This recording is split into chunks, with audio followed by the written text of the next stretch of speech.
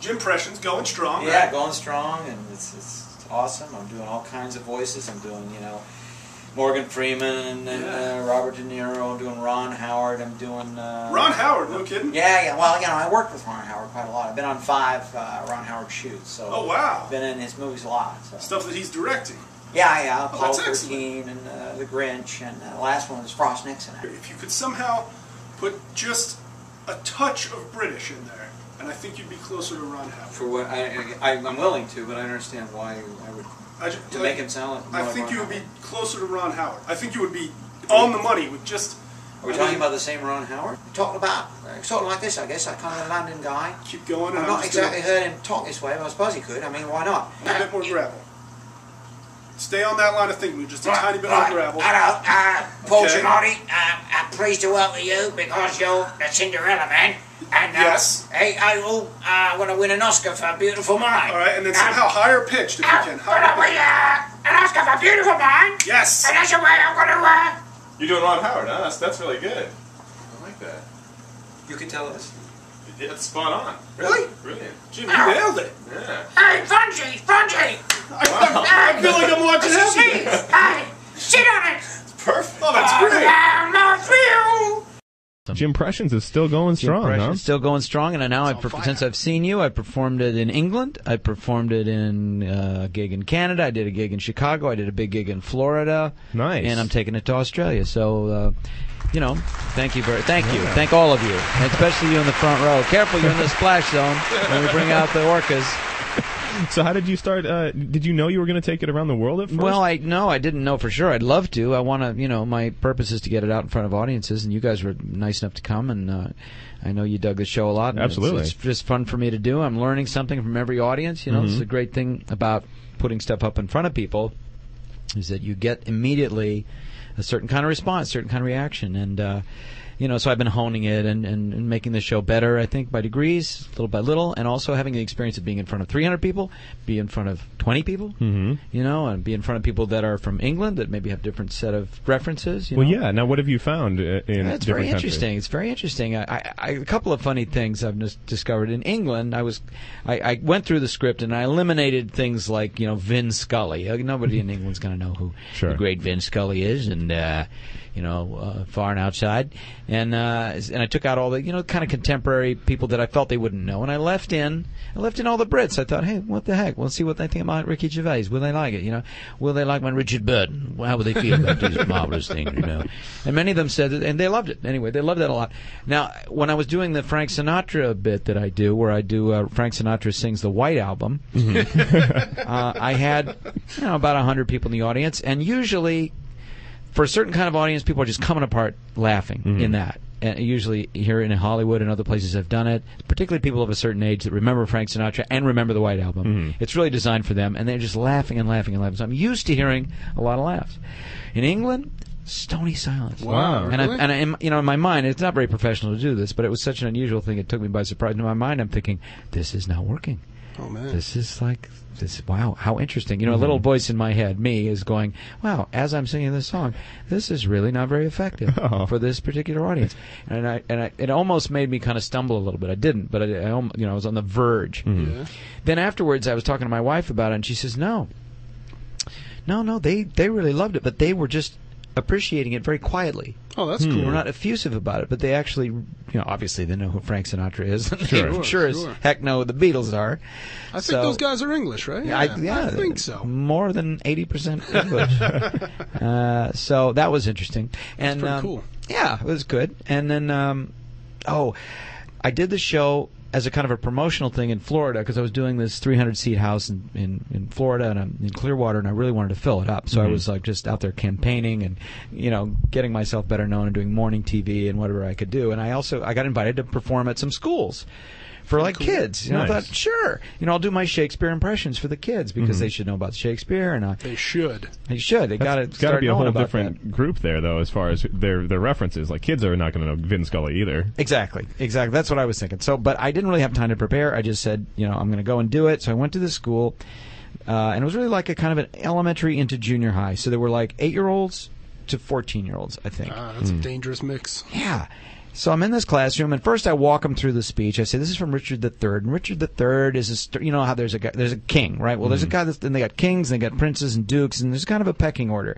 Well, this is about a guy who's way down, in line, and he wants to be king. And a kid says, "Oh, it's a play about cutting in line." I said, "Exactly, it's about cutting in line," which is true. Children. And why that's bad. You great. don't kill people in front of you. You get first in line. And then I walked him to the little speech. I said, here's what happens. This guy has a dream, and he has this bad dream, and blah, blah, blah. And I walked him through the speech. Then I did the speech, and then I did that straight so that they would get it. Then I did it again, and I said, now come up here and pick out voices, and I'll do it in all the different celebrity voices. And I did it, and they liked it a lot. But the ones that really surveyed out the top, you would not believe. These are kids 8 to 14 years old. Should we try to guess? No, you'll never get it. You'll be here all night. John Wayne. Okay. Oh, wow. John Wayne, top. And they all went, oh, yes. Wow. Like recognition. Really? Oh, perfect. 8 to 14-year-olds. Now, where does an 8 to 14-year-old get familiarity with the Duke? I have no idea. Are they homesick watching parents? TCM? Maybe. Yeah, Or their maybe. parents shove it down their throat or something? All the grown-ups in the room, we all went, what was that? That's amazing. What? How? Who? And the other one was Napoleon Dynamite, which you can totally understand. Sure. But John Wayne, they thought that I had broken from that tower. They all just came apart. Wow. Yeah, it was. So you didn't even have to use your Justin Bieber.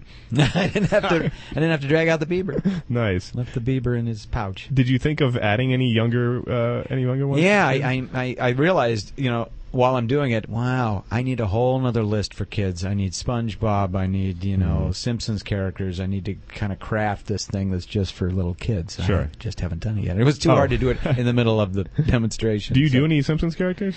I'm a big fan of the show. I don't watch it regularly enough, but gosh, and they're so good. Yeah. They're so unique. But I can knock them off like anybody, I guess. Sure. Well, not like anybody. I mean, you're in your own and class. Nancy but Cartwright True. is a good friend of mine. And, oh, great. Hi, Nancy. So much respect for her and what she does. And that show is amazing. It's It is an incredible that amazing they show. just signed on for 2 more seasons, right? I think so. I think they got that sorted out. So that's 55 years. Right. Amazing. It felt like 10 minutes. Yeah. Now, we should tell people where to go online yeah. to so that they know what we're talking about, if they haven't heard of the JIMPressions show. Yeah. Well, I think the best thing to do is to go to the website of the theater that I'm doing it in now, which is the Acting Center. And that website address is www.theactingcenterla.com. You have to put that la at the end, or else you'd never get there. And it's I've only got 2 more shows left this year, November 4th and 5th. That's all the scheduled shows I have. Then I go off to Australia. I'm going to be on the Australian Today show. Nice. Which I guess is a day ahead of our Today. Okay. So. Is it the Today Show? It's the Today Show. G'day. G'day. Welcome to the Today Show. Yeah, why don't they just call it the Good A Show? I will ask them for you. It when I writes get itself. Now, November 4th, that's like next Thursday. Or maybe it's even a next Friday. Wednesday. So but there's it's one more soon. extra day. It's soon. Yeah. So get tickets right now. Yeah, you should get tickets right now. It's really if you get them online, you save money. Yeah. Plenty of free parking. It's $95. No. What is I it? think it's not $20 much. if you come to the door and $15 if you buy it online. It's really nothing. Nice. It's a I'm steal. giving it away. Yeah, And totally worth it. it's a great show. It is an Thank you. absolutely great We show. have seen it. It's hilarious. Mhm. Nestor Jackdaw shows up. That's right. He does. Professor Nestor's Pretty there. Yeah. You go to my YouTube channel. You can see youtube.com/Jim Meskimen. Don't actually /Jim Meskimen, please. A lot of people have been attempting that, and I They should don't. show up at your door. I can't take it anymore. Yeah, this I close can't. to Halloween, people get the wrong idea. about Now, how much has the show changed from when Steve and I saw it? I has don't it? know. I can't remember. I think it's always. I'm polishing it a lot. I really am. I'm really polishing it a lot. I'm trying to write more and better and tighter and eliminating things and moving stuff around. It's an amorphous thing. We're Sure. always trying to make it better and better. Is Nestor still doing his art? Oh His yeah, improvised virtual art? museum. Yeah, I've been doing the virtual museum big time. In fact, yeah, it's a lot of fun to do that. I really enjoy seeing how people respond to it, and that seems to appeal to a very broad audience: little kids, bikers, old people. Those are the 3 categories. Sure.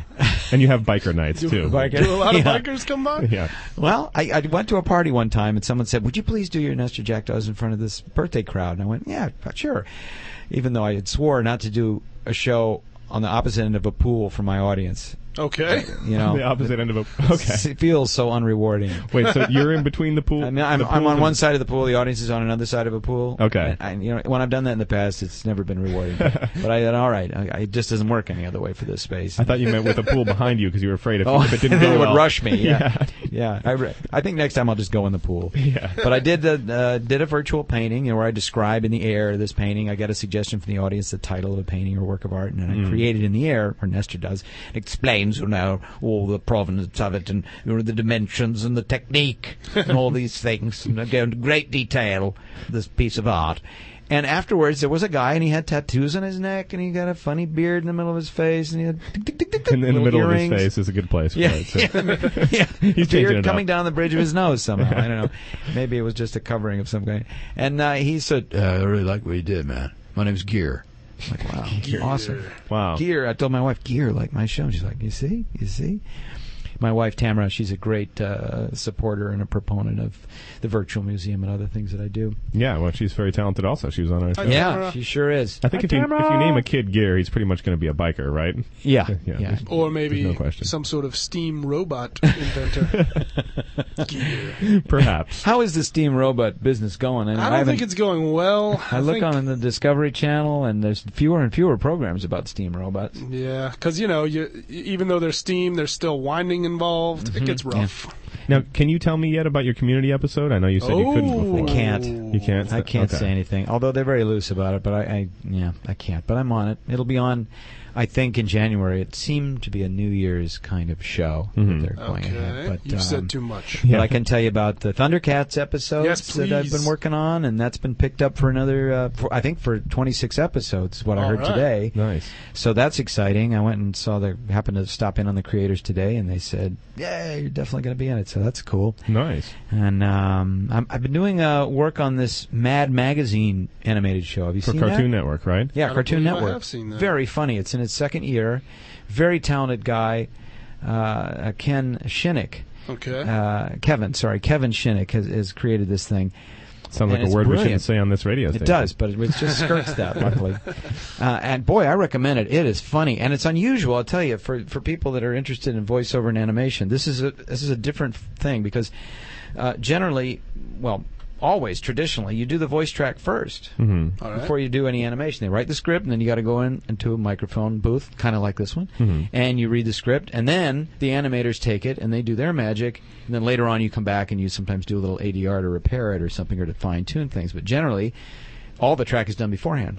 In this case, they do a kind of a scratch track with this guy Kevin Shinnick, and I think he does all the voices to do this scratch, which is a temporary track.